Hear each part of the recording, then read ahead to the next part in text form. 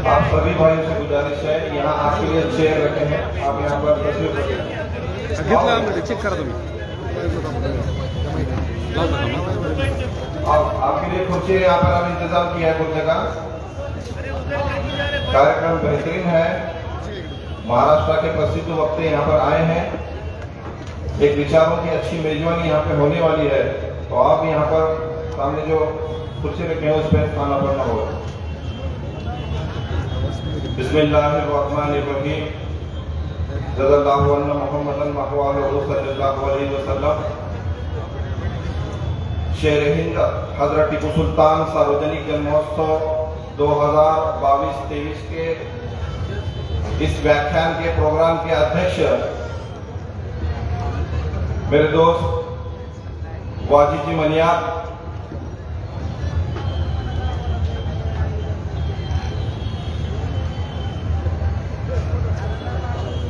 महाराष्ट्रातून जे मुख्य वक्ते म्हणून या ठिकाणी आले आहेत त्यापैकी आमचे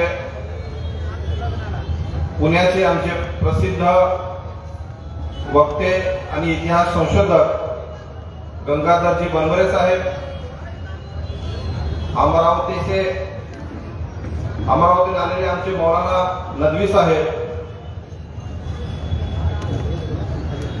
विचारपीठावर उपस्थित असलेले माझे मार्गदर्शक आदरणीय ॲडव्होकेट अण्णारावजी पाटील साहेब, माझे मित्र फैसलजी खान साहेब, मुफ्ती वसीम साहेब आणि ज्यांनी टिपू सुलतानची एक मुख्य नीव या ठिकाणी लातूरमध्ये ठेवली तसे माझे मित्र बशीर शेख साहेब, कामगार मजूर हित यांच्यासाठी लढा देणारे माझे मित्र गौरभाई सय्यद, शिक्षक कृती समितीचे अध्यक्ष इस्माइलजी शेख सर, आमचे मित्र युसुफजी शेख, इस्माइलजी फुलारी आणि त्यांनी सूत्रसंचालन करत आहेत ते माझे शालेय मित्र ॲडव्होकेट मुश्ताकी सोनारकर साहेब आणि उपस्थित मान्यवर मित्रांनो, मी या ठिकाणी या कार्यक्रमाचा प्रस्तावित या ठिकाणी करण्यासाठी उभा तुमच्या समोर टाकलेला आहे। मी या ठिकाणी टिपू सुलतानच्या जीवनाविषयी काही बोलणार नाही, कारण त्यांच्याविषयी बोलण्यासाठी या ठिकाणी प्रसिद्ध वक्ते गंगाधरजी बनवरे साहेब, आमचे मौलाना ॲडव्होकेट अण्णारावजी पाटील साहेब हे या ठिकाणी तुम्हाला टिपू सुलतानच्या चरित्रावर, त्यांच्या सीरतवर या ठिकाणी ते बोलणार आहेत, पण मी या ठिकाणी बोलणार नाही। मी फक्त या ठिकाणी 3 मिनिटात मी माझं या ठिकाणी मनोगत व्यक्त करणार आहे। गेल्या 5 वर्षापासून आम्ही या ठिकाणी शेर हिंद हजरत टिपू सुलतान सार्वजनिक जन्मोत्सवाच्या नावाखाली विविध असे सामाजिक उपक्रम या ठिकाणी राबवत आहोत आणि हे उपक्रम राबवण्याचा एक शुद्ध आमचा हेतू असा आहे की गेल्या 7 ते 8 वर्षापासून या देशामध्ये धर्माधर्मामध्ये जातीमध्ये जो एक भेदभाव निर्माण करण्याचा प्रयत्न या ठिकाणी केला जातोय, त्यामुळे कुठेतरी या देशाची एकात्मता धोक्यात आलेली आहे। ती लक्षात येत आल्यामुळं आम्ही या ठिकाणी सार्वजनिक टिपू सुलतान जन्मोत्सवाच्या या अंडरखाली विविध सामाजिक उपक्रम या ठिकाणी घेत आहोत। बरोबर साहेब, इस्लाम मध्ये जयंती पुण्यतिथी हा कुठलाच कन्सेप्ट नाहीये, हे मला मान्य आहे, परंतु प्रबोधनाची चळवळ कुठं ना कुठं तर उभी टाकणे आवश्यक आहे। तो हेतू घेऊन त्यामुळे आम्ही या ठिकाणी जन्मोत्सवाच्या एक लेबल लावून आम्ही या ठिकाणी सामाजिक जाणीवता, सामाजिक एकात्मता आम्ही या ठिकाणी निर्माण करण्याचा प्रयत्न करत आहोत। जे या देशात खरे स्वातंत्र्यवीर आहेत त्यांना धर्मांध म्हणून या ठिकाणी संबोधलं जातं आणि जे इंग्रजाची 10 वेळा माफी मागून आपली पेन्शन मंजूर करणारे या देशात स्वातंत्र्यवीर होत असतात, त्यामुळे कुठेतरी आमच्या मनाला खंत वाटते, म्हणून हे आम्ही या ठिकाणी हे विविध उपक्रम या ठिकाणी राबवत आहोत। देशाचा पहिला स्वातंत्र्य योद्धा जर कुणाला म्हटलं असेल ते शेर हिंद शहीद टिपू सुलतान आहेत. परंतु आज आपण या ठिकाणी पाहत आहोत की देशामध्ये टिपू सुलतानच्या नावाखाली फार मोठं राजकारण या ठिकाणी होत आहे. इथली सत्ताधारी पार्टी असो ते यांना धर्मांध म्हणत आहेत.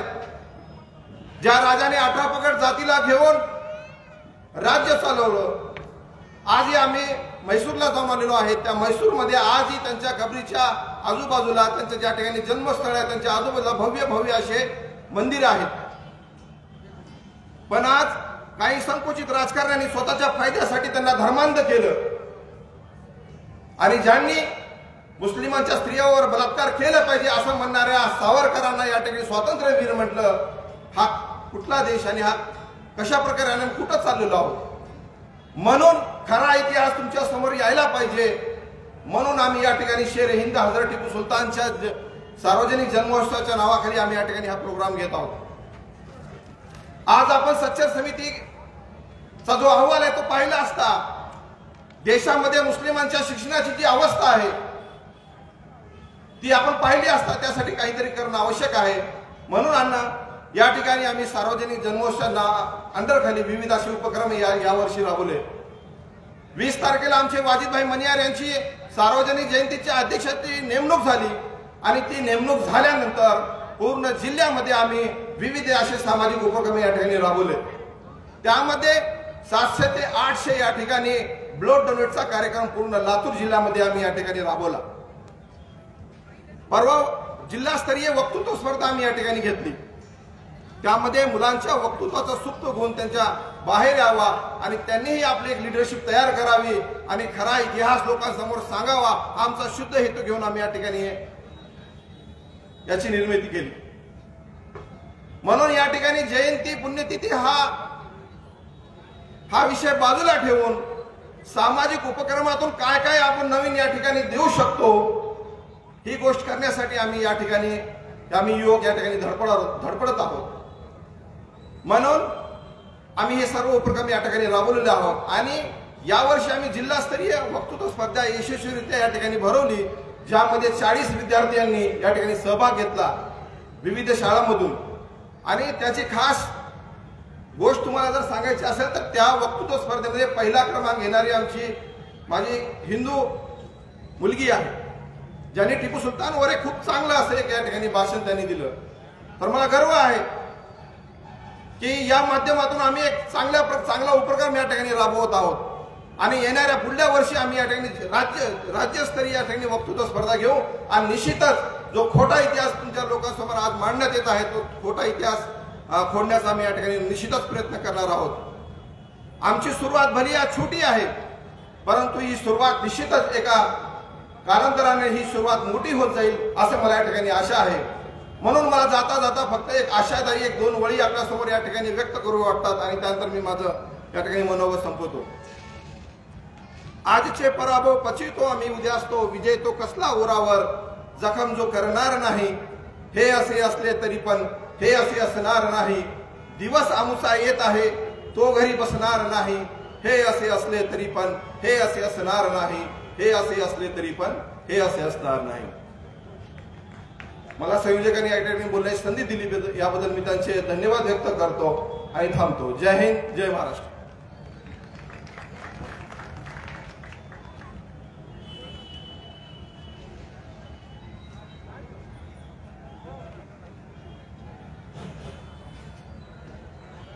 बहुत बहुत शुक्रिया डॉक्टर ताहिर शेख साहब. मौलाना आसिफ मुजतबा साहब, आपसे गुजारिश की जाती है कि आप स्टेज की जीनत बने. मौलाना आसिफ मुजतबा साहब.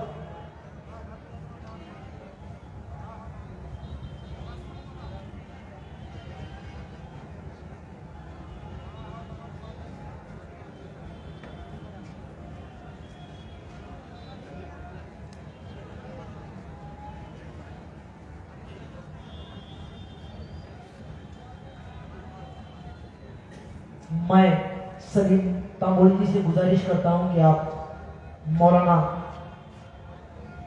आसिफ मुजतबा साहब का इस्तेकबाल करें.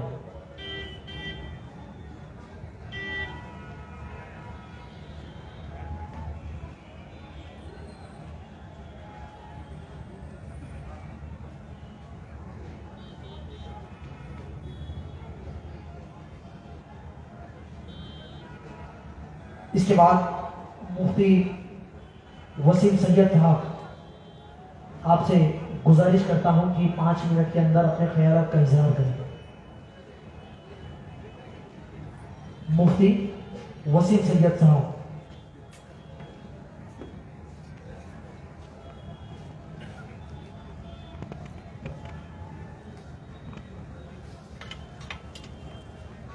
بسم اللہ الرحمن الرحیم. الحمدللہ وحدہ والصلاة والسلام علی من لا نبی بعدہ. اما بعد، قابل احترام آج کے اس پروگرام کے ادیش جناب واجد بنیار صاحب اور آج کے اس پروگرام کے چیف گیسٹ حضرت مولانا نعمت اللہ ندوی صاحب اور پروگرام کے چیف گیسٹ جناب گنگادھن بربرے صاحب اور دیگر اسٹیج پر بیٹھے ہوئے میرے قابل احترام بھائیوں، کیا یاد ہے تم کو سراج الدولہ یا ان کی شہادت بھول گئے؟ کیا یاد ہے تم کو سراج الدولہ یا ان کی شہادت بھول گئے؟ حیدر و ٹیپو یاد بھی ہیں یا ان کی شجاعت بھول گئے؟ اے اہل وطن کچھ بولو تو، اے اہل وطن کچھ سوچو تو. آج کا یہ پروگرام شیر ہند حضرت سلطان ٹیپو شہید رحمت اللہ علیہ کی سیرت کو سامنے رکھنے کے لیے منعقد کیا گیا ہے. میں زیادہ وقت نہ لیتے ہوئے آج کے ہمارے پروگرام کے مہمانان کو سننا ہے. بس صرف اتنا ہی کہنا ہے کہ سلطان ٹیپو شہید رحمت اللہ علیہ وہ عظیم شخصیت ہیں جنہوں نے انگریزوں کو اس ملک میں دن میں تارے دکھائے تھے. کسی انگریز میں یہ ہمت نہیں تھی جب تک اس سرزمین پر وہ شیر موجود تھا کوئی بھی اس سے آنکھ میں آنکھ ڈال کر بات کرنے کی ہمت نہیں رکھتا تھا.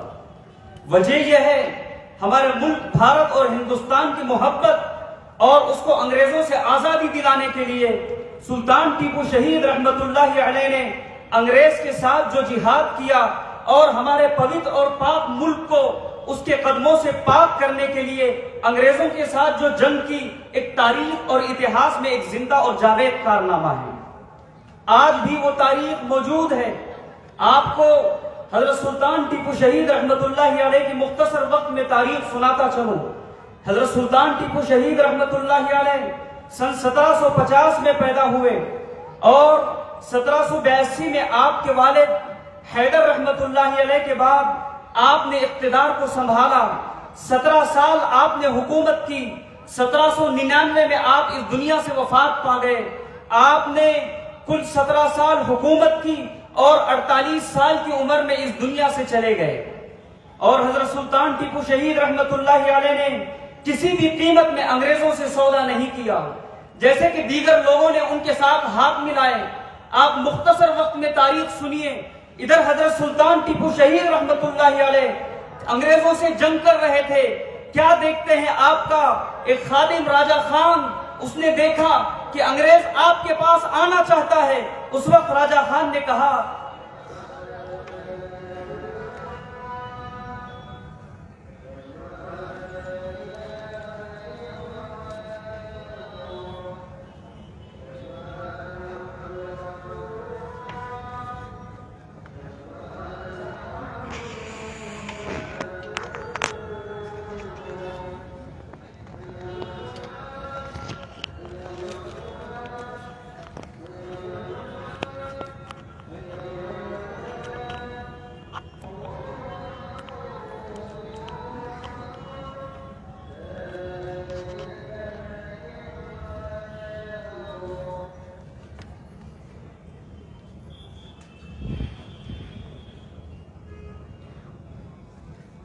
ایک جنگ میں راجہ خان نے دیکھا کہ سلطان ٹیپو شہید رحمت اللہ علیہ آپ انگریزوں سے لڑ رہے تھے اور لگتا تھا کہ آپ مغلوب ہو جائیں گے.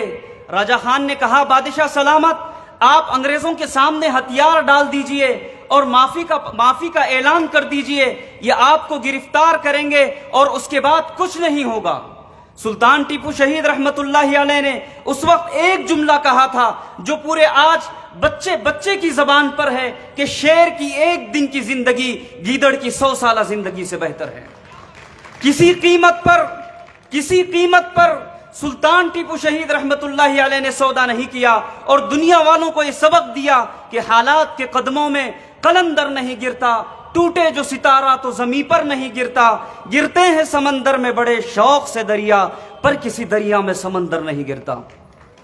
یہ کہہ کر سلطان ٹیپو شہید رحمت اللہ علیہ انگریزوں سے آخر عمر تک برابر لڑتے رہے اور انہوں نے اپنے ملک بھارت اور وطن عزیز سے انگریزوں کو بھگانے کے لیے آخر سانس تک انگریزوں کے آنکھ میں آنکھ ڈال کر ان سے مقابلہ کیا. کسی کہنے والے نے کہا تھا بازی وفا کی ہار کے پیارے نہ جائیں گے، کیا دن تیرے ستم کے گزارے نہ جائیں گے، دریائے غم میں پانی اگرچہ ڈباؤ ہے، ہم ڈوبنے کے ڈر سے کنارے نہ جائیں گے. یہ حضرت سلطان ٹیپو شہید رحمت اللہ علیہ کی وہ جرم، وہ جرأت، وہ ہمت، وہ دلیری، وہ بہادری، اور اس وقت میں ان کے دل میں جو جذبہ تھا، صرف اللہ تعالیٰ نے ان کے دل میں جو جذبہ پیدا کیا تھا. آپ حضرت سلطان ٹیپو شہید رحمت اللہ علیہ کا ایک رخ جانتے ہیں کہ آپ کو معلوم ہے حضرت سلطان ٹیپو شہید رحمت اللہ علیہ اپنے وقت کے ایک بہترین ولی تھے. آج ہم لوگ نہیں جانتے، کسی نے مسجد کی افتتاح کے لیے شرط لگائی تھی کہ مسجد کی اوپننگ اور افتتاح وہی کرے جس کی کبھی تہجد کی نماز قضا نہ ہوئی ہو. سلام ہو سلطان ٹیپو شہید رحمت اللہ علیہ پر. اس وقت کسی کی جرت نہیں ہوئی اور ہمت نہیں ہوئی آگے بڑھنے کی. اس وقت یہی وہ شیر تھا جو دن کے وقت میں میدان کا غازی تھا تو رات کے وقت میں اللہ کے سامنے گڑ گڑانے والا تھا. اس وقت سلطان ٹیپو شہید رحمت اللہ علیہ آگے بڑھتے ہیں اور اللہ کی اس نعمت پر شکر ادا کرتے ہوئے انہوں نے خود اس مسجد کی بنیاد رکھی اور انہوں نے اس کو دعویٰ کیا اللہ کو حاضر ناظر جان کر کہ میری کبھی تہجد کی نماز قضا نہیں ہوئی. یہ پیغام ہے ہمارے لیے، جہاں پر ہم دنیاوی معاملات کو ضرور کریں لیکن رب سے ہمارا تعلق، رب سے، اللہ سے، ایشور سے، لارڈ سے، گاڈ سے اور اپنا تعلق، روحانی تعلق مضبوط ہونا چاہیے. آج کے لیے ہمارا پیغام یہی ہے. آج جو نفرت کی باتیں اور نفرت کی فضا ہمارے ملک میں عام ہے، اس وقت ایسا کوئی تصور نہیں تھا. آج بھی ضرورت ہے مذہب سے اوپر اٹھ کر انسانیت کی بنیاد پر ایک دوسرے کے ساتھ گلے سے گلے ملا کر رہنے کی. اور جب یہ وقت ہوگا اور ہم لوگ نفرت کی فضا کو ختم کریں گے، محبت کی فضا کو مضبوط کریں گے اور بڑھاوا دیں گے، وہ وقت دور نہیں کہ نور کی ایک کرن ظلمات پہ بھاری ہوگی. نور کی ایک کرن ظلمات پہ بھاری ہوگی، رات ان کی ہے، صبح ہماری ہوگی. آخر میں یہی ایک آواز، یہی ایک سندیش اور یہی ایک میسج ہے کہ ہم حضرت سلطان ٹیپو شہید رحمت اللہ علیہ کو کسی ایک دن، ایک لمحے کے لیے، ایک وقت کے لیے خاص نہ کریں، بلکہ حضرت سلطان ٹیپو شہید رحمت اللہ علیہ کی زندگی ہمارے لیے ہمیشہ کے لیے، نوجوانوں کو بھی اور بڑوں کو بھی، چھوٹوں کو بھی اس بات کا سبق دیتی ہے کہ ہم اپنے بڑوں کی تاریخ کو پڑھیں اور پڑھ کر ان کی زندگی کے مطابق اپنی زندگی کو گزارنے کی کوشش کریں. اور آخر میں ہر جگہ یہ کہنا ہے، آج کے حالات میں کسی کہنے والے نے کہا تھا حیات لے کے چلو، کائنات لے کے چلو، حیات لے کے چلو، کائنات لے کے چلو، چلو تو سارے زمانے کو ساتھ لے کے چلو. آج کے حالات میں بہت ضروری ہے کہ ہم مذہب سے اوپر اٹھ کر انسانیت کی بنیاد پر ایک اسٹیج پر، ایک نگری میں جمع ہوں اور ہم لوگ ظالم کے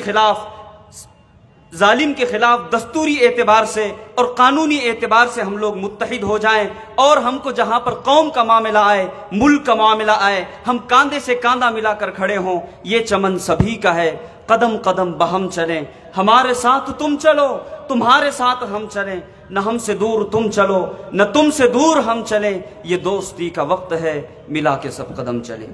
جے ہند، جے مہاراشٹر. السلام علیکم ورحمۃ اللہ وبرکاتہ. اس کے بعد مولانا آصف مجتبیٰ صاحب، آپ سے گزارش کی جاتی ہے کہ 5 منٹ کے اندر اپنے خیالات کا اظہار کریں.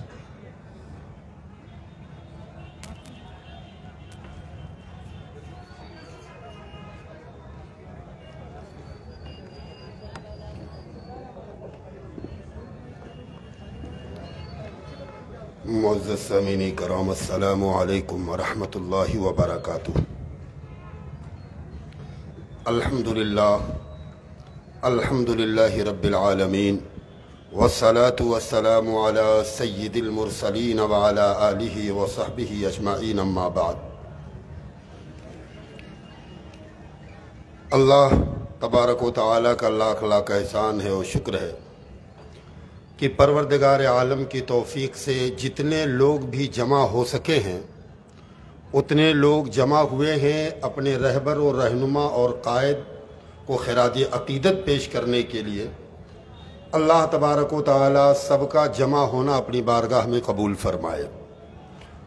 और बिलखुसूस काबिल मुबारकबाद हैं यहाँ के नौजवान और टीपू सुल्तान शहीद रहमतुल्लाहि ताला अलैह के जयंती के मौके से ये प्रोग्राम रचाने वाले, बसाने वाले, जिन्होंने कम से कम ये सही तो की, ये कोशिश तो की कि अपने रहबर और रहनुमा का तारुफ कम से कम जहाँ तक हो, जहाँ तक पहुँच सके पहुँचाया जाए। मैं बड़ा ममनून हूँ अपने उन भाइयों का जिन्होंने मुझे इस काबिल समझा कि ऐसी मुक़द्दस, मुअज़्ज़ज़, बाबरकत और बाहिम्मत शख्सियत पर लबकुशाई करने की इजाज़त मरहमत फरमाई। टीपू सुल्तान शहीद रहमतुल्लाहि ताला अलैह के हयात और ख़िदमात का तज़किरा मुझसे पेशतर ख़तीब साहब कर रहे थे। दरअसल हमारे मुल्क का अलमिया ये है, चाहे सियासी तौर पर हो, समाजी तौर पर हो, मुआशरती तौर पर हो, आप इस मुल्क के अलमिया को ये समझिए कि इस मुल्क में जो भी काम करेगा उसका नाम तो नहीं हो सकता है। अगर कोई अच्छा लीडर है, अच्छा काम कर रहा है, तो अगले बार उसे चुन के नहीं आना है सर। ये इस मुल्क का एक रवाज बन चुका है। जो शख्स बातों का जादूगर है, जो शख्स काम करता है वो नहीं जीतेगा, जो बात बेचता है वो जीतेगा। जो बातों की राजनीति करता है वो जीतेगा, और जो अंग्रेजों की पॉलिसी डिवाइड की पॉलिसी को लेकर के चलेगा वही कामयाब रहेगा। यह इस मुल्क का बहुत बड़ा अलमिया रहा है।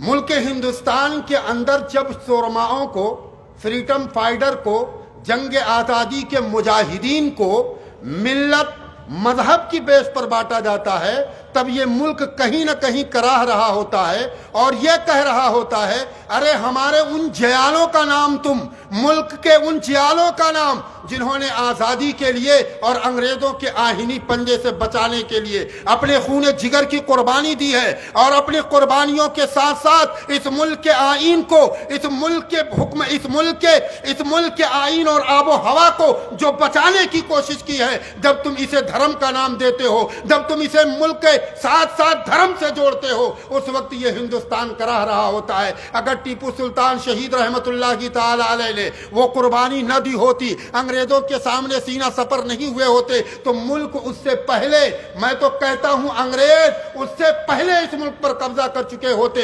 यही वजह तो है जब अंग्रेजों ने टीपू सुल्तान शहीद रहमतुल्लाहि ताला अलैह को जब शहीद कर लिया, उसके बाद उन्होंने ऐलान किया, बल्कि बरतानिया में यह ऐलान किया कि ऐ लोगों सुनो सुनो, ऐ फरंगियों सुनो, अब इस देश को गुलाम होने से कोई नहीं बचा सकता, इसलिए कि टीपू को हमने शहीद कर दिया।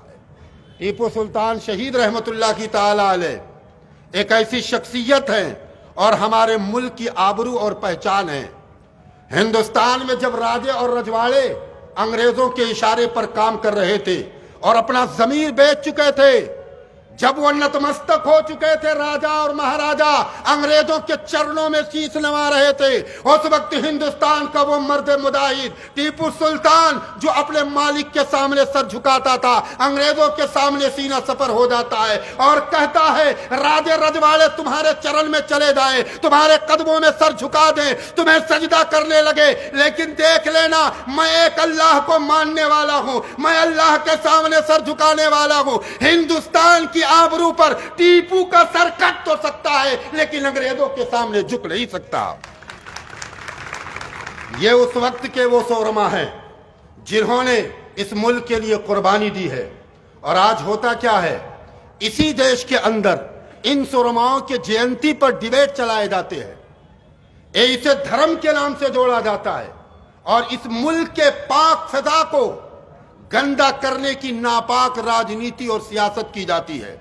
मुसलमानों, मैं आपसे कहूंगा कि कम से कम तुम्हें तो अपनी तारीख मालूम होनी चाहिए, कम से कम तुम्हें तो अपने जियालों के बारे में मालूम होना चाहिए, कम से कम तुम तो जानो इस मुल्क के आबरू को बचाने के लिए तुम्हारे कैसे कैसे जियालों ने कुर्बानियां दी है।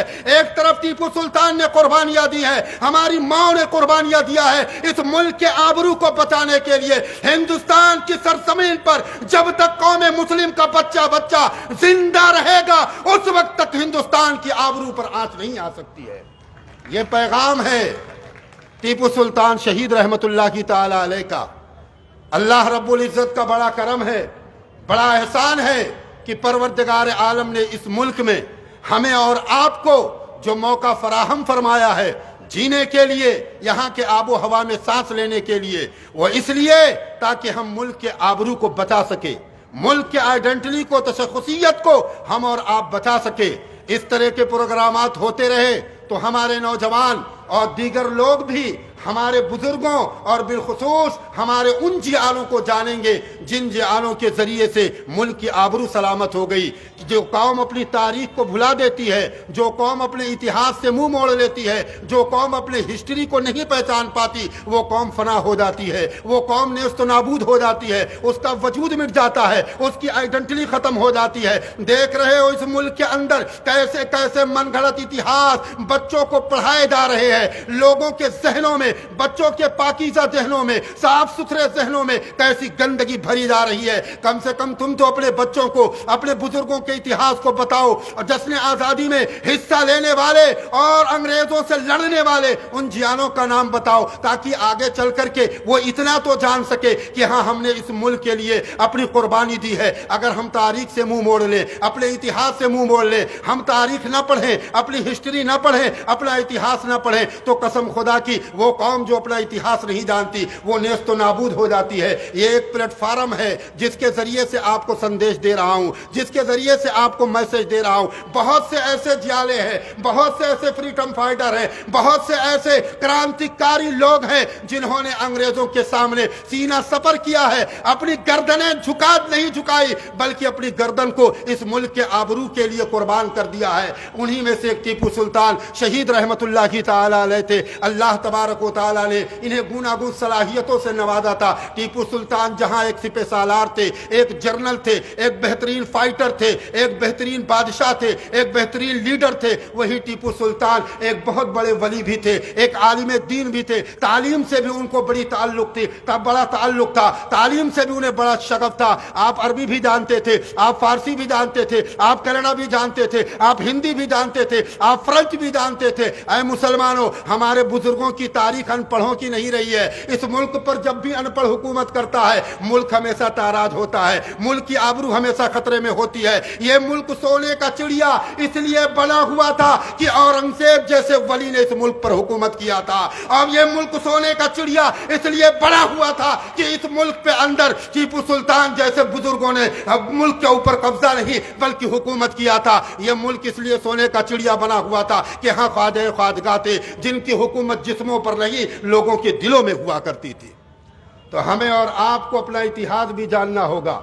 इन प्रोग्रामात के जरिए, इस प्लेटफार्म के जरिए से आपको एक मैसेज मैं दूंगा, एक पैगाम दूंगा। और सच तो यह है कि इस मुल्क में अगर तुम अपने दम पर जिंदा ना होते तो यकीन मानो कि तुम्हें मिटा दिया जाता, तुम्हारी तारीखें मिटा दी जाती। जैसे कि आज सूबों के नाम, इलाकों के नाम, मोहल्लों के नाम, डिस्ट्रिक्ट के नाम, शहरों के नाम बदले जा रहे हैं। मैं आपसे सिर्फ यही कहूंगा कि आप अपना इतिहास पढ़िए, अपने आप को पहचानिए, अपने आप को जानिए और अपने जियालों को समझिए, अपने कुर्बानी देने वाले बुजुर्गों को पहचानिए। अल्लाह रब्बुल इज्जत की बारगाह में दुआ है कि मौला तबारक व तआला हम तमाम लोगों को अपने इतिहास और अपने हिस्ट्री से आगाही और हमें पढ़ने की तौफीक रफ़ीक अता फरमाए। आमीन बदाह सय्यदुल मुरसलीन। अस्तगफिरुल्लाह रब्बी मिन कुल्लि ज़ंबिन व अतूबु इलैह। मादर वतन जिंदाबाद, हिंदुस्तान जिंदाबाद। अस्सलाम वालेकुम। बहुत बहुत शुक्रिया मौलाना। आणि यानंतर महाराष्ट्र विकास आघाडीचे राष्ट्रीय अध्यक्ष सन्माननीय ॲडव्होकेट अण्णारावजी पाटील साहेब यांना मी विनंती करतो की आपण या ठिकाणी आपलं मनोगत व्यक्त करावं।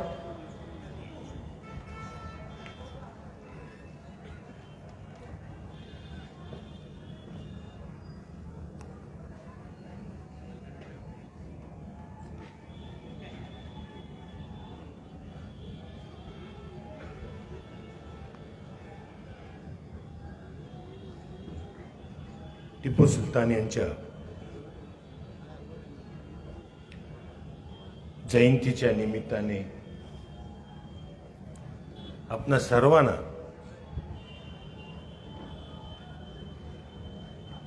हार्दिक हार्दिक शुभेच्छा देतो। आणि ज्यांनी हा कार्यक्रम आयोजित केला त्यांना मनापासूनचे धन्यवाद देऊन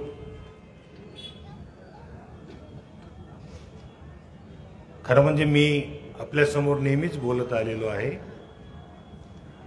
आपण जे बाहेरून आलेले आहेत, प्रमुख वक्ते आहेत, प्रमुख पाहुणे आहेत, त्यामध्ये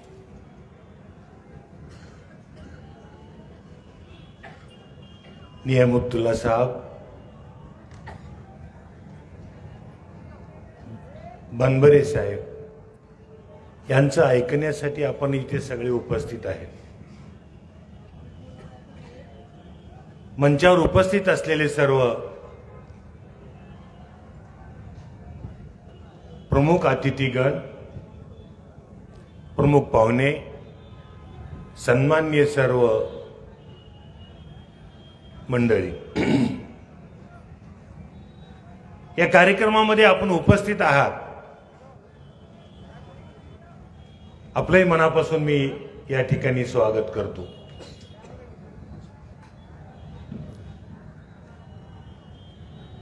मी पुन्हा एकदा सर्वांना विनंती करतो की इकडे थांबलेल्यांनी जरा बसून घ्यावं, कारण कार्यक्रम आपला आहे, आपल्यासाठी खुर्च्या टाकलेल्या आहेत। एवढ्या मोठ्या संख्येने आपण उपस्थित आहेत आणि खुर्च्या जर रिकाम्या दिसत असतील, कदाचित ही कॅमेरा मागं फिरवत नाही, मेहरबानी समजायचं, नाहीतर तुमच्यावर कॉमेंट्स करायला काही लोकांना काही वेळ नाही, अशातला भाग नाहीये। सोशल मीडियावर खूप कॉमेंट्स करतात, म्हणून एवढे उपस्थित आहेत तेवढे बसून तरी घ्या। तुम्ही नाही बसणार तर बसणार कोण? जयंती टिपू सुलतानाची आपण केली पाहिजे, आपण नाही करायची तर करणार आपली टिपू सुलतानाची जयंती दुसरे कोणी करणार आहेत का? त्यांच्याकडे आहेत ना जयंती करण्यासाठी, सावरकर अमुक अमुक सगळे आहेत। पण या देशाचा इतिहास लिहित असताना खरं म्हणजे या जयंतीची सुरुवात 2000ला आम्ही सगळेजण मिळून केली होती, कारण टिपू सुलतानाचा इतिहास वाचल्यानंतर आम्हाला असं वाटलं की ह्या इतिहास मागे ठेवला कसा, याचं कारण काय, इतिहास दडवून ठेवायचा की हा इतिहासाला साइनडाइन करायचं कारण काय आहे, हा आमच्या पुढे प्रश्न पडला। मग आम्ही छोटीशी सुरुवात या ठिकाणी सुरुवात केली, कारण कोणीतरी करण्याची गरज होती। आम्ही अपेक्षा करतो की कोणीतरी आमच्याकडे येईल, आम्हाला असं वाटतं की टिपू सुलतान जन्मावा पण इतरांच्या घरामध्ये, आमच्या घरामध्ये नको। शिवाजी महाराज जन्माला पाहिजेत पण इतरांच्या घरी, आमच्या घरी नाही, अशी जर भूमिका आपण ठेवली तर कसं व्हायचं? मी जेव्हा टिपू सुलतानाचं पुस्तक हातात घेतलं आणि वाचलं, त्याच्यातले मी जास्त वेळ घेणार नाही आपला, अवघ्या थोड्या मिनिटांमध्ये मी आपल्याला आपलं माझं मनोगत मी आपल्या पुढे ठेवणार आहे। देशाच्या स्वातंत्र्याच्या लढाईची सुरुवात 1857चा बंड कोण सुरुवात केली असेल त्यावेळेस महात्मा गांधी सावरकर नव्हते. त्यावेळेस फक्त या देशातनं इंग्रज हाकालले पाहिजेत, हे देशाचे इंग्रज लुटत आहेत, या देशाला लुटण्याचा कार्यक्रम आखला आहे त्यांनी, तर यांना देशातून बाहेर काढलं पाहिजे. त्यावेळेस 264 या देशामध्ये वेगवेगळे स्थानिक संस्थानिक होते. हे सगळे आपापल्या स्वतःमध्ये मशगूल असताना या देशातल्या स्वातंत्र्याचा विचार फक्त या देशातील 2 माणसांनी केला. ते 2 महान व्यक्ती म्हणजे, ते महान राजे म्हणजे एक टिपू सुलतान आणि दुसरा म्हणजे यशवंतराव होळकर.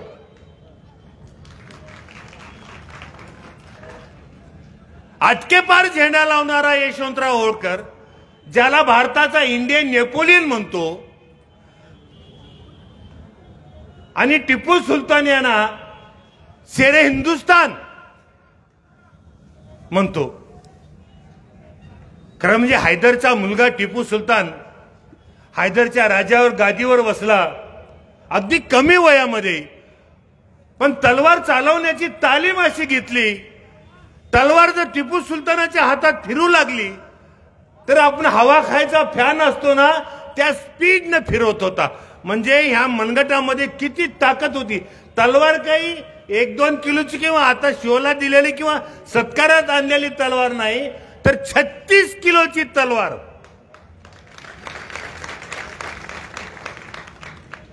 ज्यांची 56 इंच छाती आहे त्यांनी एका हाताने तलवार उचलून दाखवावी आणि मग देशाची भाषा करावी.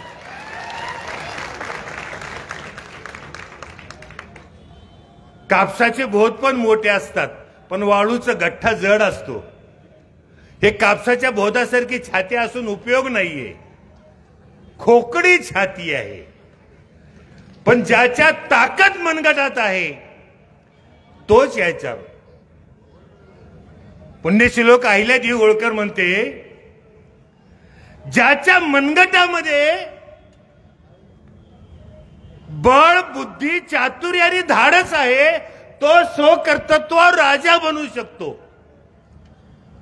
मनगटात ताकद पाहिजे, 56 इंच छाती असून चालत नाहीये. शत्रूला सामोरे जायचं असेल तर मनगटातल्या ताकदीनं जावं लागतं मित्र. आणि मग ही ताकद, एकही युद्ध इंग्रजाच्या विरुद्ध हरला नाही. यशवंतरावही हरले नाहीत आणि टिपू सुलतानही हरला नाही. त्यांना गुडघे मिठी आणायला लावायचं जर काम केलं असेल तर ह्या थोबाडीत मारलं तर ह्या थोबाडीत मार म्हणणाऱ्यांनी या देशाला स्वातंत्र्य मिळवून दिलं नाही. ज्यांनी हिमतीवर, आपल्या ताकदीवर इंग्रजाला चले जाव याची भाषा केली, त्यांना भीतीपोटी इंग्रजांनी हा देश सोडला आहे. सत्याग्रह किती केले तर जे बेईमानीने या देशामध्ये राज्य करायला आले होते त्यांनी जर सत्याची भाषा करू, त्यांच्या पुढे जर सत्याची भाषा आणि सत्याग्रहाची जर भाषा करू तर ते देश सोडायला तयार राहणार नव्हते. कारण या देशामधली जी मालमत्ता होती, या देशामधला जो कारभार होता अतिशय चांगला, हे त्यांना लुटून न्यायचा होता. म्हणून ते सहजासहजी देश सोडायला तयार नव्हते. त्यांना जेव्हा मरणाची आणि जिथं त्यांना हारण्याची भीती वाटायला लागली तेव्हा देश सोडायची भाषा सुरू केली, ती 1857च्या बंडामध्ये. आणि हा विचार फक्त टिपू सुलतान आणि यशवंतराव होळकरांनी केली आणि अटकेपार झेंडे लावायचा दोघांनी प्रयत्न केला. आपण पाहतोय मित्रो, राजा असावा तर टिपू सुलतानासारखा असावा म्हणणाऱ्यातला मी आहे. तो कुण्या जाती धर्माचा आहे तर मला देणं घेणं नाहीये. जो लीडर असावा, जो किंग असावा, जो राजा असावा तर टिपू सुलतानासारखा असावा. आजचे जे लोकशाही मधले आम्ही निवडून दिलेले राजे आहेत असे अजिबात नसावे. त्यांच्यामुळे या देशामध्ये काय निर्माण होतंय हे आपण आता डोळ्यानं पाहताय. टिपू सुलतानासारखा का असावा म्हणतो मी?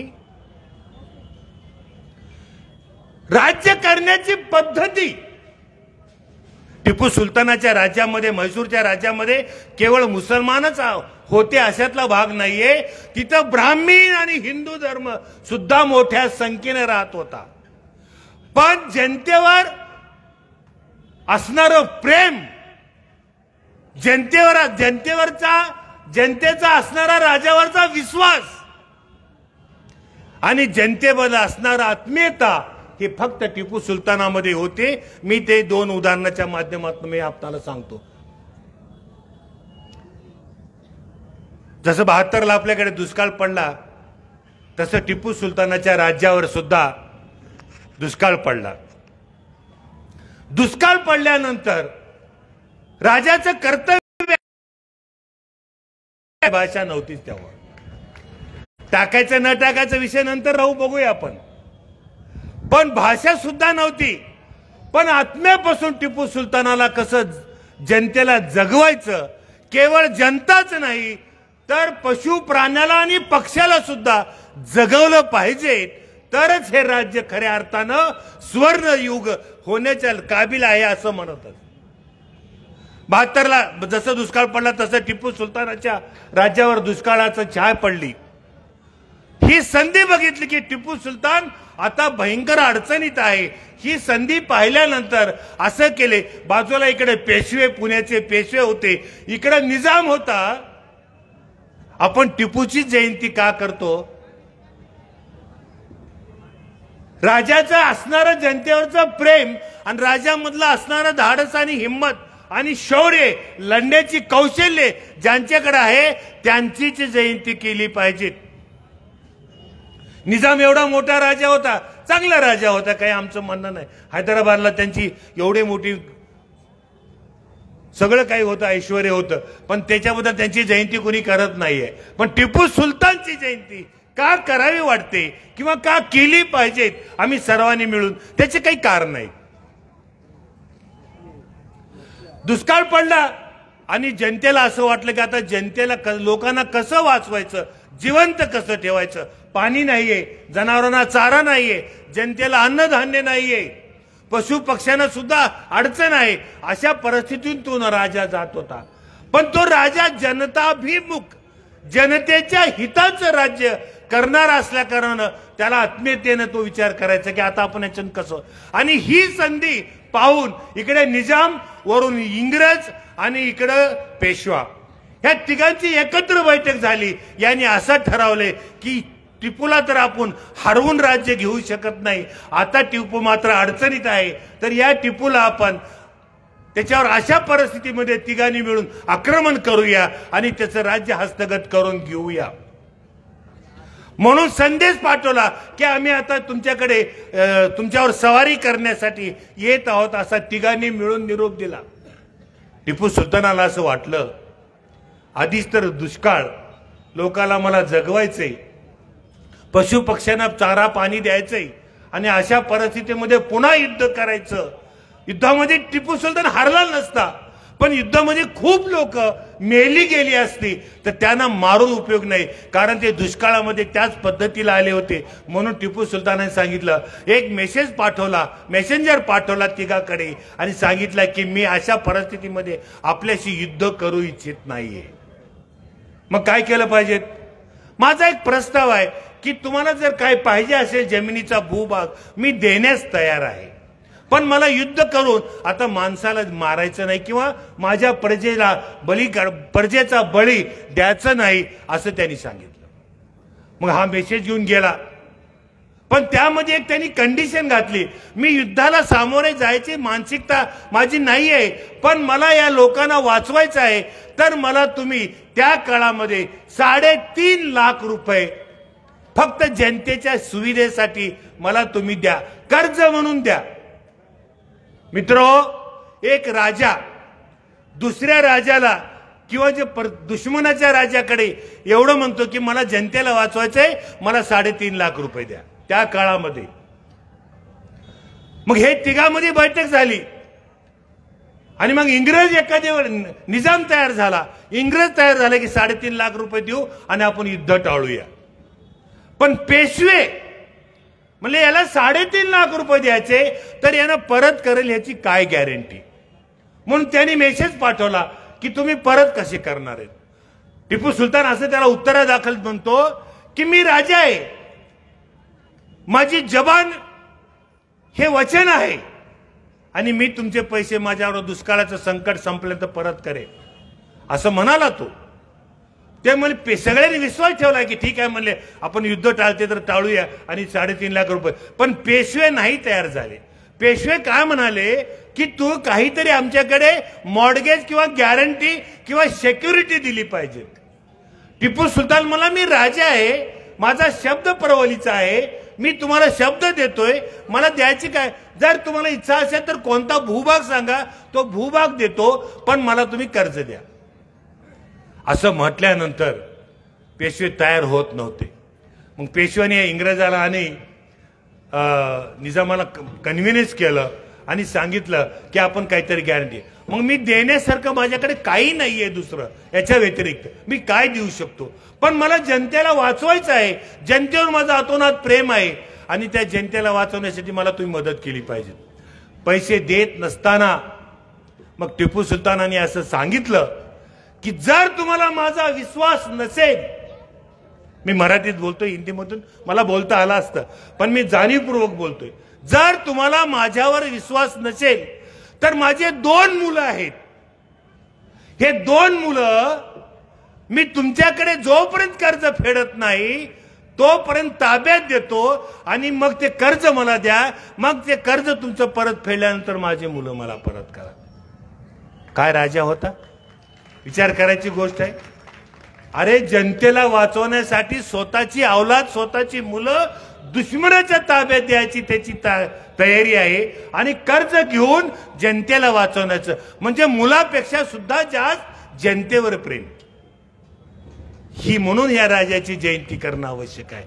आज लोकशाहीमध्ये आमचे मताने काही माणसं मोठी झाली आणि त्यांनी आपल्या देशाची लोकशाही चालवण्यासाठी नेतेगिरी करतायत.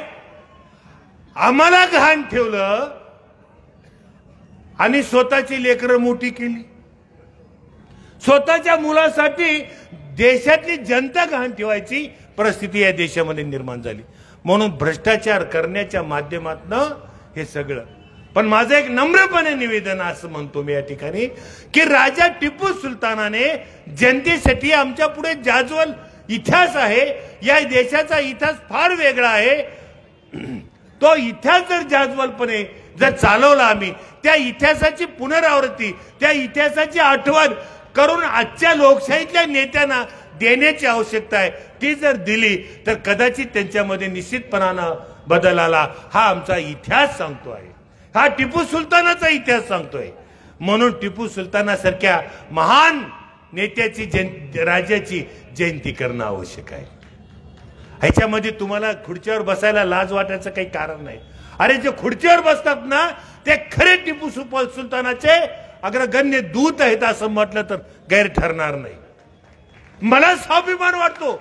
हिंदू धर्मात जन्माला असलेल्या माणसाला सुद्धा स्वाभिमान वाटावं त्या नेत्याचा असं वाटतो. आणि तुम्ही म्हणतो खुर्चीवर बसायला असताय, इथे खुर्चीवर बसून कार्यक्रमाची शोभा वाढवायला असताय. तुम्ही काय या देशाचं संरक्षण करणार आहे? तुम्ही काय या देशातल्या धर्माचं संरक्षण करणार आहे? अजिबात करू शकत नाही. एवढे जर पळपुटे असाल तुम्ही तर तुमच्याने काही होणार नाही मित्रो. अशा जयंत्या किती केल्या तरी तुमच्यामध्ये बदल होणार नाही. तुम्ही शंड झालेले आहात.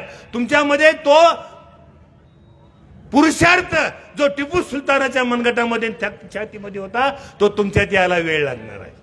म्हणून मी तुम्हाला नम्रपणे सांगतो की जयंतीचे पुनरुच्चारण, टिपू सुलतानाचा इतिहास तुमच्या पुढे सांगण्याची अत्यंत गरज आहे. एक शौर्य इतिहास तुमच्या पुढे आला पाहिजे एवढं या ठिकाणी बोलतो. आणि आपल्या मनातला न्यूनगंड काढून टाका की मी जयंतीला गेलो तर मला कोणतर काहीतरी म्हणील, मला धर्मवादी म्हणतील, जातीवादी म्हणतील, हा जो तुमच्या मला मी त्या पक्षाचा आहे, ह्या पक्षाचा आहे. अरे तुमचे सगळे पक्षाचे पादत्राणे तुमच्या ठिकाणी असू द्या, पण टिपू सुलतानासारख्या या जयंतीच्या माध्यमातून तुम्ही एकत्र आलं पाहिजे. हेच आहे तुमच्या धर्माचं संरक्षण, हेच आहे तुमच्या देशाचं संरक्षण करण्याची एक ट्रिक्स, ज्याला आपण टेक्निक म्हणतो, त्याच्यामुळेच होतो. नाही तर अनेक असे देशामध्ये धर्म, काही धर्म बुडवे आणि काही धर्म मार्तंड आहेत, ते दुसऱ्याचा धर्म बुडवायला निघालेले आहेत. त्यांच्यावर कुठेतरी वाच्यता केली पाहिजे. या संदर्भामध्ये आपण तुम्ही लक्षात आणलं पाहिजे. म्हणून कुणाच्या 56 छातीला भिण्याचं काही कारण नाही मित्र. कुणाच्या आता तुम्हाला सांगतो, ज्या देशामध्ये भारत जोडो सारखी यात्रा काढण्याची आवश्यकता वाटू लागली. अरे 60 वर्ष तुम्ही भारत जोडला का तोडला? पुन्हा आता भारत जोडायची भाषा करण्यासाठी काहीतरी दिशाभूल करण्याचा कार्यक्रम कुणाच्या तरी विरोधामध्ये. अरे त्याला तर यावेळेच्या 2024च्या निवडणुकीमध्ये आपण धडा शिकवूया. आणि जे सत्य आहे ते सत्य बाहेर येणार आहे. फक्त जर या देशामध्ये म्हणजे ईव्हीएम मशीनचा जर वापर नाही झाला तर तुम्हाला बदलता येते.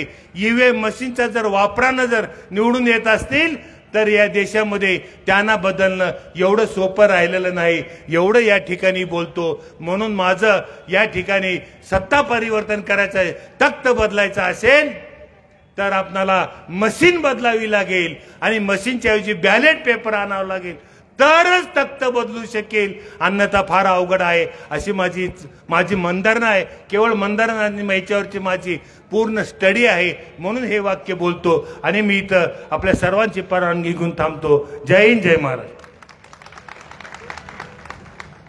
खूप खूप धन्यवाद अण्णा.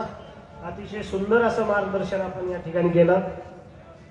शेरहिंद शहीद टिपू सुलतान यांच्या जयंतीच्या निमित्तानं समितीचे अध्यक्ष सन्माननीय वाजिदभाई मनियार यांच्या सुपीक डोक्यातून एक कल्पना निघाली होती, ती म्हणजे जिल्हास्तरीय वक्तृत्व स्पर्धाचं आयोजन या ठिकाणी अध्यक्षाच्या कल्पनेतून निर्माण झालेले हे होतं. आणि त्या माध्यमातून आम्ही जिल्हास्तरीय वक्तृत्व स्पर्धेचं आयोजन या ठिकाणी लातूरमध्ये केलं होतं.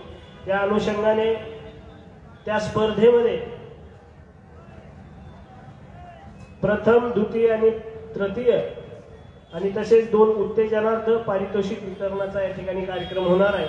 मी सन्माननीय विचारपीठाला विनंती करतो की या स्पर्धेमध्ये उत्तेजनार्थ पारितोषिक जात आहे ते पटेल इरम आयुब, जे की मिनार उर्दू शाळेचे आहेत. मी पटेल इरम आयुब यांना, त्यांच्यासोबत त्यांचे कोणी शिक्षक आले असतील तर ते, आणि पालक जरी आले असतील तर त्यांनाही विनंती करतो की आपण विचारपीठावर यायचंय आणि विचारपीठावरील सर्व सन्माननीय पाहुण्यांना मी विनंती करतो की आपल्या शुभ हस्ते या ठिकाणी हे पारितोषिकाचं वितरण करायचंय. या स्पर्धेमध्ये उत्तेजनार्थ पारितोषिक जाते ते 5व्या क्रमांकाचं पटेल इरम आयुब यांना. विचारपीठावरील पाहुण्यांना मी विनंती करतो की आपण पटेल इरम आयुब उत्तेजनार्थ पारितोषिकाची रक्कम, रोख रक्कम 1100, प्रमाणपत्र आणि सन्मान चिन्ह देऊन या ठिकाणी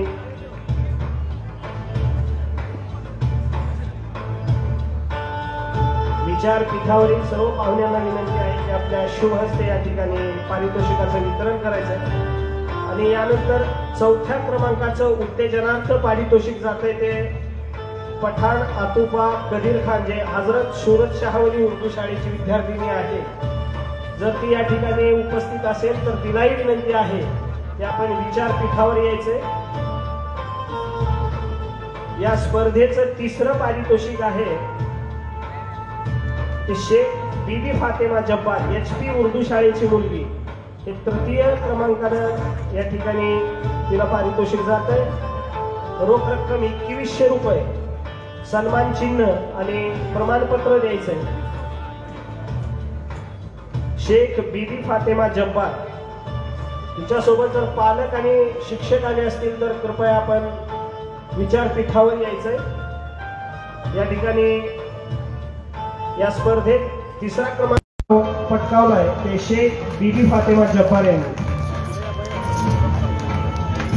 यानंतर या स्पर्धेचं तिसरं पारितोषिक जाते ते कुरेशी बुशरा साहेबला.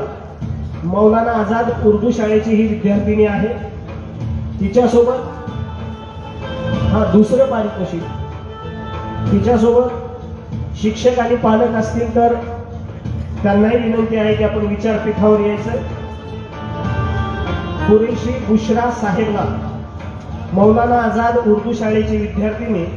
तिला दुसऱ्या क्रमांकाचं पारितोषिक जातंय. रोख रक्कम 31 सन्मान चिन्ह आणि प्रमाणपत्र द्यायचंय. कुरेशी बुशरा साहेबला मौलाना आझाद उर्दू शाळेची विद्यार्थिनी दुसऱ्या क्रमांकाचं पारितोषिक या ठिकाणी तिने पटकावलंय. उपस्थित बांधवांना विनंती आहे की या सर्व विद्यार्थ्यांचा आपण टाळ्यांच्या गजरामध्ये आपण या ठिकाणी त्यांचं प्रोत्साहन वाढवायचंय. यानंतर या स्पर्धेचं पहिलं पारितोषिक जाते ते नवघरे प्रगती रजनीकांत, जे की मराठवाडा माध्यमिक विद्यालयाची ही विद्यार्थिनी. 5100 रुपयाचं पहिलं पारितोषिक हे जाते ते नवघरे प्रगती रजनीकांत, मराठवाडा माध्यमिक विद्यालयाची ही विद्यार्थिनी आहे. तिच्यासोबत पालक किंवा शिक्षक आले असतील तर विनंती आहे की आपण विचारपीठावर यायचे. नवघरे प्रगती रजनीकांत, मराठवाडा माध्यमिक विद्यालयाची विद्यार्थिनी. तिला पहिल्या क्रमांकाचं पारितोषिक जाते. उपस्थित बांधवांना विनंती आहे की आपण टाळ्यांच्या गजरामध्ये तिचं या ठिकाणी स्वागत करायचे. पहिल्या क्रमांकाचं पारितोषिक आहे ते 5100 रुपये, सन्मान चिन्ह आणि प्रमाणपत्र. मी उपस्थित पाहुण्यांना विनंती करतो की आपण या ठिकाणी नवघरे प्रगती रजनीकांत याचा सन्मान करायचा आहे. पहिल्या क्रमांकाचं पारितोषिक आहे.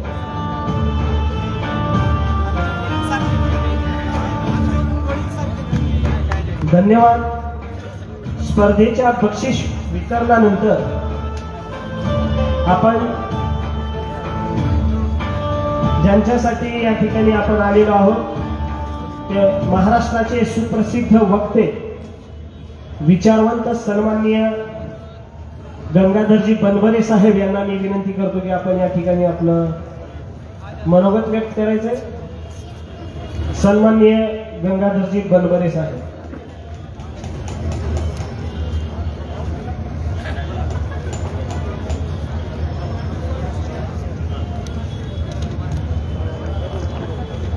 राष्ट्रमाता जिजाऊ महासाहेबांना सर्वप्रथम अभिवादन. छत्रपती शिवाजी महाराज, राष्ट्रपिता ज्योतिराव फुले, राजर्षी शाहू महाराज, बाबासाहेब आंबेडकर, अण्णाभाऊ साठे, महाराणी अहिल्याबाई होळकर, सावित्रीबाई फुले, फातिमा बी शेख या देशातील बहुजन समाजाला त्यांचे हक्क अधिकार मिळावेत म्हणून ज्या ज्या महामानवांनी बलिदान दिलं त्या सर्व महामानवांना मी सर्वप्रथम अभिवादन करतो. आज हजरत टिपू सुलतान साहेब यांच्या जयंतीच्या निमित्तानं जयंती उत्सव समितीच्या वतीने हा जो समारंभ आयोजित केलेला आहे, उपस्थित सर्वांना मी हार्दिक हार्दिक सदिच्छा देतो.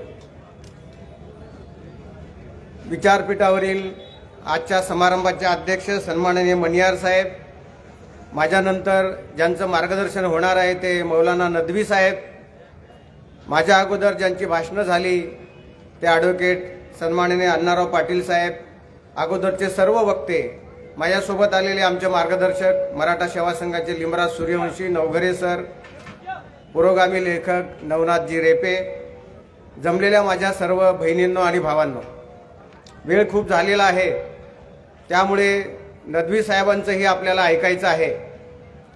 मी काही सविस्तर या ठिकाणी भाषण करणार नाही.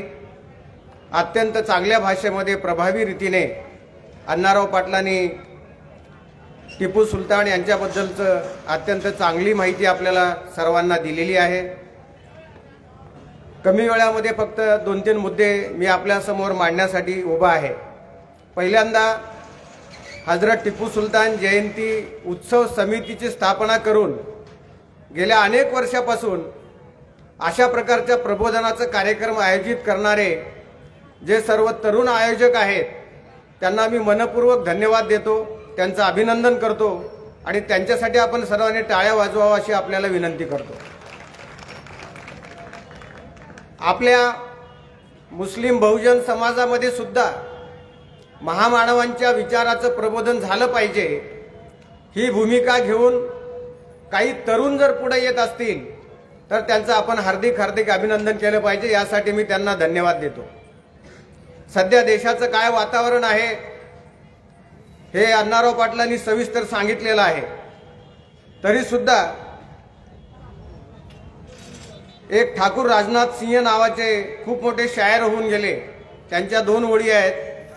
त्यांनी असं म्हटलेलं आहे, आप कहते हैं सरापा गुलमोहर है जिंदगी, आप कहते हैं सरापा गुलमोहर है जिंदगी, हम गरीबों की नजर में एक कहर है जिंदगी, जो डलहौसी न कर पाया वो ये मुक्काम कर देंगे, कमीशन दे तो सारा हिंदुस्तान भी भेज देंगे, देखे करीब से तो भी अच्छा दिखाई दे, एक आदमी तो शहर में सच्चा दिखाई दे, अब भीख मांगने के तरीके भी बदल गए यारो, लाजिम नहीं कि हाथ में कटोरा दिखाई दे. हे आजचं वास्तव आहे.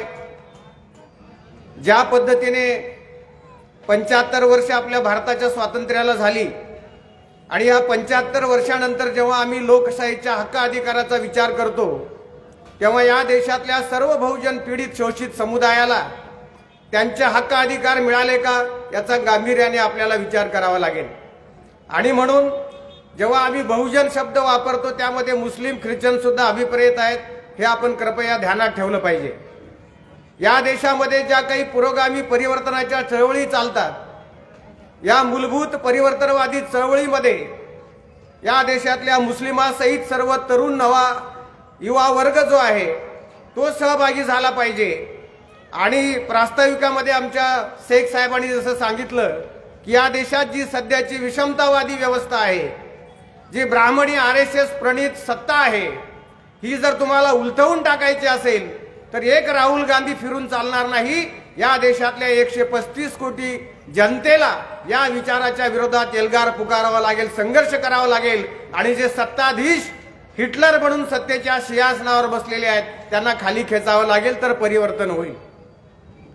दुसरी एक आपली अंधश्रद्धा अशी आहे की माझ्या जातीचा माझ्या धर्माचा माणूस सत्तेमध्ये आहे, म्हणजे माझ्या जातीची माझ्या धर्माची सत्ता, ही अंधश्रद्धा पहिल्यांदा बाजूला काढून टाका. तो माणूस आपल्या धर्माचा जातीचा आहे का याच्यापेक्षा त्याचा विचार परिवर्तनाचा आहे का, खरे त्यावर लोकशाही टिकलेली आहे. आणि म्हणून यापुढे अधिकार वंचित लोकांना आता प्रत्येक जाती धर्मामध्ये दलाल तयार झालेले आहेत आणि ते भांडवलशाहाचे आणि राज्यकर्त्याचे हस्तक म्हणून मिरवत आहेत. असे आपल्यातले सुद्धा हस्तक तुम्हाला ओळखावे लागतील आणि त्यांना सुद्धा दूर करावं लागेल, तर ही लोकशाही आपल्याला अबाधित ठेवता येईल. त्यासाठी टिपू सुलतानाचा विचार असेल, महात्मा फुलेंचा विचार असेल, बाबासाहेब आंबेडकरांचा विचार असेल, हा विचार आपल्याला नव्या पिढीच्या मस्तकामध्ये वेगळ्या पद्धतीनं घेऊन जावं लागेल, तर परिवर्तन घडेल. आम्ही गेल्या 30 वर्षांपासून संभाजी ब्रिगेड मराठा सेवा संघाच्या माध्यमातून भारतातल्या बहुजन समाजाला जोडण्याचं काम करत आहोत. मी स्वतः पुण्यामध्ये आमचे PA इनामदार सर असतील त्यांच्याबरोबर रमजानच्या महिन्यामध्ये प्रत्येक मस्जिदमध्ये जाऊन महात्मा ज्योतिराव फुल्यांचा विचार, बाबासाहेबांचा विचार, फातिमा शेख यांचा विचार, शिक्षणाचा विचार सांगण्याचा आम्ही सातत्याने प्रयत्न केलेला आहे. आणि जी आजची आपली नवी लढाई आहे ती ज्ञानाची आणि भाकरीची लढाई आहे, हे पहिल्यांदा आपण समजून घेतलं पाहिजे. आणि म्हणून जाणीवपूर्वक आपल्या हक्क अधिकाराचे प्रश्न ऐरणीवर येऊ नयेत म्हणून आपल्या डोक्यामध्ये जातवाद, धर्मवाद, प्रांतवाद घालून आपल्याला भावनिक दंगलीमध्ये, असंतोषामध्ये यामध्ये लढवून आपल्याला बर्बाद करण्याचा कार्यक्रम या देशामध्ये गेल्या 70 वर्षामध्ये झालेला आहे. म्हणून माझी आपल्याला विनंती आहे की दंगलमुक्त भारत निर्माण करणं हे बहुजनांच्या समोरचं पहिलं उद्दिष्ट असलं पाहिजे. मला अभिमान आहे, मी मुस्लिम समुदायाचं अभिनंदन करेल, हार्दिक हार्दिक अभिनंदन करेल की 3-4 महिन्यापूर्वी राज ठाकरेने जे नवं नाटक काढलेलं होतं हनुमान चालीसा आणि मस्जिदवरचे भोंगे, त्यांनी एक प्रयोग करून बघितला. तिची औरंगाबादला सभा झाली. या सभेमध्ये 30-40 हजार लोक होते. कुठून आलेले होते माहिती नाही. या सभेमध्ये राज ठाकरेंनी आवाहन केलं की तुम्ही स्वतःचा आणि मस्जिदीवरचे भोंगे उतरवा. तेव्हा त्या 40,000पैकी एकही माणूस उठला नाही. सगळ्यांनी सांगितलं पहिलं तुझा पोरगा तू रस्त्यावर ये, मग आम्ही तुझ्या पाठीमागे येतो. हे आता धंदे बंद केले पाहिजेत. आणि म्हणून मी मुस्लिम समुदायाचं अभिनंदन करेल की त्यांनी प्रतिक्रिया न देता सर्व बहुजन समाजाचं स्वागत केलं. अनेक मौलवींनी आपल्या भाषणामध्ये सांगितलं की तुमचं मस्जिदमध्ये स्वागत आहे, मस्जिदमध्ये या, आम्ही तुम्हाला गुलाब पाणी देऊ, गुलाबाचं फूल देऊ, इथं काय चालते ते समजून घ्या. आम्ही देशद्रोही नाही, आम्ही देशविरोधक नाही, आम्ही सुद्धा या भूमीचे नागरिक आहोत, भारताचे भूमिपुत्र आहोत. आणि म्हणून ही भूमिका आपल्याला यापुढे निश्चितपणे घ्यावी लागेल. आणि म्हणून या देशातला प्रॉब्लेम काय तो आपण नीट समजून घ्यायला तयार नाही. मुस्लिमांच्या मनामध्ये सातत्याने एक दहशत घालण्यात आलेली आहे की प्रत्येक मुस्लिम समाजातला माणूस ह्या दहशतीखाली आहे की मी कसं, म्हणून प्रत्येक वेळेला सातत्याने जेही जन आंदोलन उभं राहील, जे आरोप केले जातील त्या प्रत्येक आरोपामधून मी कसा देशप्रेमी आहे सिद्ध करायचं जणू त्यांच्यावर अघोषित बंधन या देशातल्या समाज व्यवस्थेनं घातलेलं आहे. माझी आपल्याला विनंती आहे की ह्या बंधनातून पहिल्याला आपल्याला बाहेर पडावं लागेल. हे प्रोपगंडा करून आयसोलेशन केलं गेलेलं आहे. चुकीच्या पद्धतीने इतिहास लिहिणं हे त्यांचं तंत्र आहे. आणि म्हणून गिरीश कर्नाड नावाचे खूप मोठे लेखक कर्नाटकमध्ये होऊन गेले. त्यांनी टिपू सुलतानचं स्वप्न नावाचं एक नाटक लिहिलेलं आहे. आणि त्यांनी असं विधान केलेलं आहे की टिपू सुलतान एक असा राजा होऊन गेला की टिपू सुलतानचं जर सत्यचरित्र लोकांच्या पुढे आलं असतं तर महाराष्ट्रामध्ये छत्रपती शिवाजी महाराजांना जो सन्मान मिळाला तो कर्नाटकमध्ये टिपू सुलतानला मिळाला असता. परंतु दुर्दैवाने इतिहास लेखन हे जे आहे, आम्ही इतिहास घडवला, परंतु जाणीवपूर्वक या देशातला इतिहास लिहिला जात असताना ते देशद्रोही होते, ज्यांनी माफी मागितली, देशाशी गद्दारी केली, ब्रिटिशांची संगनमत केलं, त्यांची पेन्शन घेतली, अशा लोकांना स्वातंत्र्यवीर म्हणून या देशामध्ये घोषित केलं. हे या देशाचं दुर्दैव आहे. आणि म्हणून जाणीवपूर्वक असा इतिहास लिहिणारे कोण आहेत हे पहिल्यांदा समजून घ्यावं लागेल. म्हणून महात्मा ज्योतिराव फुल्यांनी त्या काळामध्ये भारतातला संघर्ष गुलामगिरी नावाच्या ग्रंथातून आम्हाला सांगितला. त्यांनी आम्हाला सांगितलं की भारतातला संघर्ष हिंदू मुसलमान असा नाही, भारतातला संघर्ष दलित विरुद्ध सवर्ण असा नाही, भारतातला संघर्ष ख्रिश्चन विरुद्ध बौद्ध लिंगायत असा नाही, भारतातला संघर्ष प्रांतीय किंवा भाषीय नाही, तर भारतातला खरा संघर्ष हा ब्राह्मण विरुद्ध बहुजन आहे. आणि भारतातले मुसलमान आणि ख्रिश्चन हे परदेशातून आले नाहीत, हे सांगणारे ज्योतिराव फुले पहिले भारतातले इतिहासकार होते. आणि म्हणून ही भूमिका घेऊन आपल्याला पुढे जावं लागेल. धर्माच्या माध्यमातून जे काही ग्लोरिफिकेशन प्रोपगंडा केला गेलेला आहे तो आपल्याला दूर करायचा असेल तर मुस्लिम समुदायाला सुद्धा प्रबोधनाच्या चळवळीमध्ये यावं लागेल आणि आपला नवा वारसा नव्या समुदायाला सांगावं लागेल. 1950 ला भारतामध्ये लोकशाहीचं प्रजासत्ताक राज्य सुरू झालं, भारतीय संविधान लागू झालं आणि संविधानामध्ये धर्मनिरपेक्ष राज्य ही संकल्पना भारताच्या संविधानाने स्वीकारलेली आहे. माझं सर्व धर्मीयांना आव्हान आहे की भारतामध्ये धर्मस्वातंत्र्य आहे, प्रत्येकाला आपला धर्म पाळण्याचा अधिकार आहे, परंतु धर्मश्रद्धा ही व्यक्तिगत उपासना पद्धती आणि पारलौकिक संकल्पना एवढा पुरताच धर्म मर्यादित आहे. त्याला संविधानाने तुम्हाला मान्यता दिलेली आहे. पण तुमच्या धर्मसंकल्पना, धर्माचे विचार हे जर लॉ अँड ऑर्डर निर्माण करतील तर कायदा त्याला प्रतिबंध करेल, हे भारतीय संविधानाने सांगितलेलं आहे. आणि म्हणून ज्या पद्धतीने या देशामध्ये हिंदू ब्राह्मणी मूलतत्ववाद पसरवण्यासाठी आरएसएस निर्माण झाली, त्याच पद्धतीने मुस्लिम लीगची सुद्धा स्थापना झाली. हे मुस्लिम लीग आणि आरएसएस हे एकमेकाचे विरोधक जरी दिसत असले तर हे दोघेही ब्रिटिशांच्या विरोधात नव्हते. आणि दोघांनाही धर्मांधता निर्माण करून आपापल्या धर्मीयांना मूलतत्ववादी ठेवून त्यांचा नेता बनायचं होतं, हे पहिल्यांदा आपल्याला समजून घ्यावं लागेल. भारतीय पुरोगामी नागरिक म्हणून पुढे जात असताना, इतर धर्माच्या अनिष्ट प्रथाबद्दल चर्चा करत असताना प्रत्येक जात आणि धर्मीय वंश भारतीय जातीय समुदायाने आपापल्या धर्मजातीमध्ये निर्माण झालेल्या अंधश्रद्धा त्यांच्या विरोधात एल्गार पुकारण्याचा, संघर्ष करण्याचा जोपर्यंत आपण निर्धार करत नाही तोपर्यंत नव्या पिढीला नवा विचार आपण देऊ शकत नाही. हे पहिल्यांदा भावंडानो आपल्याला मस्तकामध्ये पेरून घ्यावं लागेल. म्हणून टिपू सुलतानांच्या बद्दल सविस्तर बोललं गेलेलं त्याबद्दल मी बोलणार नाही, परंतु दुर्दैवाने फातिमा बी शेख असतील, टिपू सुलतान असतील, क्रांतिसिंह नाना पाटील, महात्मा फुले, महाराणी अहिल्याबाई होळकर, यशवंतरावजी होळकर, हे जे सगळे परिवर्तन, प्रबोधन, बलिदान देणारे हजारो जे या देशामध्ये देशबांधव होऊन गेले, त्यांचा खरा इतिहास लोकांच्या पुढे आला नाही. आणि म्हणून तो इतिहास पुढे आणून लोकांमध्ये एक नवा विचार देण्याचं काम आपल्याला गांभीर्याने करावं लागेल. ही भूमिका घेऊन आपल्याला पुढे जावं लागेल. आम्हाला लढवलं गेलं सातत्याने. शिवाजी महाराजांबद्दल सांगितलं गेलं की शिवाजी महाराजांचा पहिला पोवाडा तुम्हाला माहिती आहे, महात्मा ज्योतिराव फुले यांनी 1869 साली लिहिला.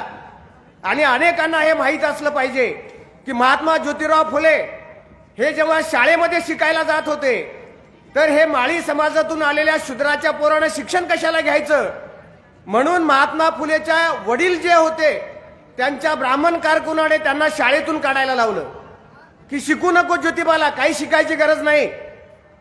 ब्राह्मण कारकुनाचं ऐकून गोविंदराव फुलेंनी ज्योतिबाला शाळेतून काढलं.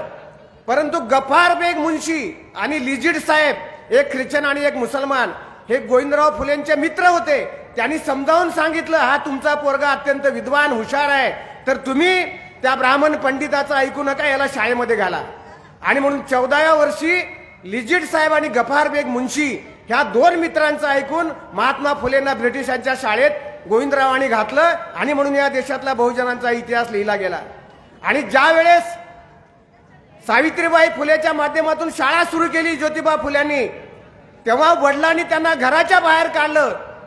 तेव्हा उस्मान शेख नावाच्या पुण्यातल्या त्यांच्या मुसलमान मित्राने सावित्री आणि ज्योतिबाला स्वतःच्या घरामध्ये आश्रय दिला.